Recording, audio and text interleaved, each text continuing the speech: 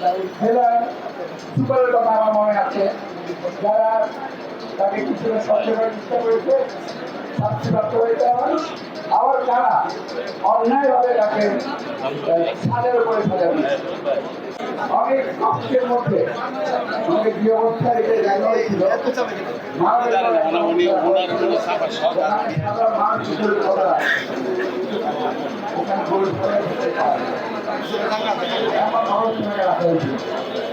আমার চেষ্টা করেছি আগে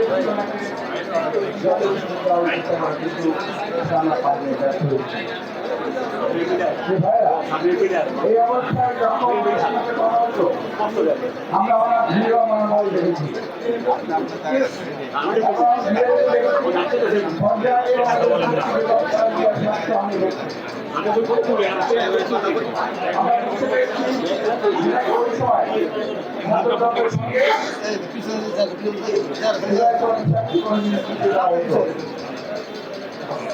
আজকে আমি এই অনুষ্ঠান থেকে দেশের মনে বরাবরের বক্তব্য করে নেওয়া হচ্ছে, বক্তব্য চলেছে, ঢাকার সঙ্গে দাঁড়িয়ে তাদের সকলের একটা বিচার করা উচিত বলে আমি বিশ্বাস করি।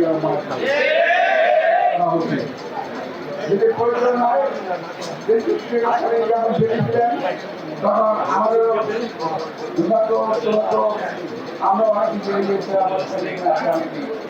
আমরা দেখেছি কারা কারা কারাগারের মাধ্যমে নির্যাতন করেছে। এটা আমার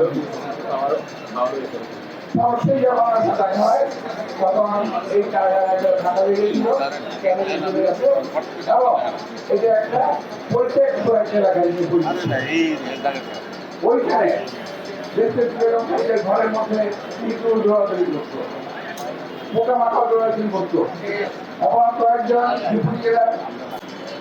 জেলার সুপারের কথা আমার মনে আছে, যারা তাকে কিছু সচেতন করার চেষ্টা করেছে, শাস্তিপ্রাপ্ত হয়েছে।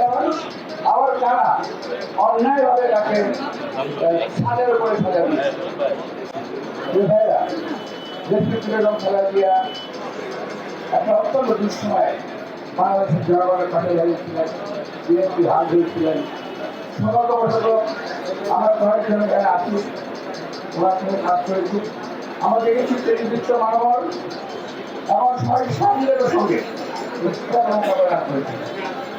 আমি সর্বশেষ কর্মীদের প্রতি দেশের বেগম খালেদা ভালোবাসার বিদেশের একটা শান্তি চাই।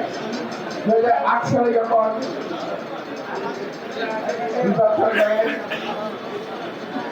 আমি আমার সহ আরো অনেকে গিয়েছিলাম, আমার একটা পত্র লিখেছিলাম যে আপনি দয়া করে নির্বাচনে যাবেন না। উনি আমাদেরকে প্রতিষ্ঠা দিয়েছিলেন, সবাইকে বলে দিল যে আমি নির্বাচনে যাচ্ছি না। অজ্ঞাত কারণে এবং বিশেষ একটা রাজনৈতিক দলের চাপের কারণে ওই দিন তিনি নির্বাচনে প্রাপ্ত হয়েছিলেন। আমি ওনাকে জিজ্ঞেস করেছিলাম, ম্যাডাম আপনি কেন নির্বাচনে গেলেন? আমি নির্বাচনে না যেতাম তোমাদেরকে বের করা সম্ভব হতো না। এটা হচ্ছে স্পষ্ট ছিল না। তাতে আমি মনে করি কর্মীদের প্রতি ওনার যে স্নেহ, মহত্ববোধ, ভালোবাসা, এটা তিনি করেছেন। রাজনীতি কারণ আরো আছে, এগুলো বললে এখন এই সময়ে ভালো হবে না। আপনি একটা সমাজের মধ্যে খেলা দিয়ে রাজনৈতিক সমাজে আছে। আমি আবারও বলবো কি কারণে খেলা